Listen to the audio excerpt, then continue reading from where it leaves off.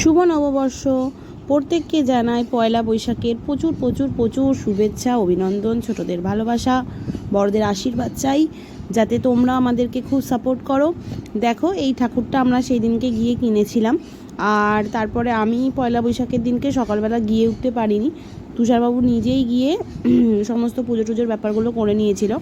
সেদিনকে অশোক ষষ্ঠীও ছিল, বাড়িতে আমার একটু কাজ ছিল, তো সব কিছু মিলিয়ে মিশিয়ে আমি খুব লেটে পৌঁছিয়েছিলাম। তো ওকে বলেছিলাম কিছু ছোটো ছোটো ভিডিও স্লট করে রাখতে, যাতে আমি তোমাদের সঙ্গে শেয়ার করতে পারি। তো দেখো, এই যে পুজো দেওয়ার সমস্ত কিছু কমপ্লিট হয়ে গিয়েছিল, আর এবারে ঠাকুরকে সিংহাসনে তার জায়গায় বসিয়ে দেওয়া হচ্ছিল। সত্যি কথা বলতে ভীষণ ভালো লাগে এই একটা দিন সিংহাসনটাকে সুন্দর করে পরিষ্কার পরিপাটি করে তারপরে এইভাবে ঠাকুর, যখন নতুন ঠাকুরগুলোকে বসানো হয়, সত্যি এত সুন্দর লাগে। প্রত্যেক সপ্তাহে না হলে কিন্তু পরিষ্কার টরিষ্কার করে একটা দিন ফুল টুল রেগুলার বেসিকে দেওয়া হয় ঠাকুরকে। কিন্তু আজকের দিনটার মাহাত্ম্য যেন সত্যিই অন্যরকম। ভগবান যখন নিজের সিংহাসনে নিজে বিরাজমান হন, তখন যেন তার শোভা সত্যিই অন্যরকম লাগে।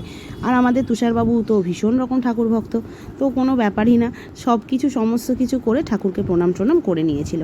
আর সত্যি কথা বলতে ভীষণ ভালো লাগছিল। তো আজকের এই ছোট ব্লগটা এতটুকুই। দেখা হবে কোনো একটা নেক্সট ভিডিওতে, নেক্সট ব্লগে। ততদিনের জন্য টাটা।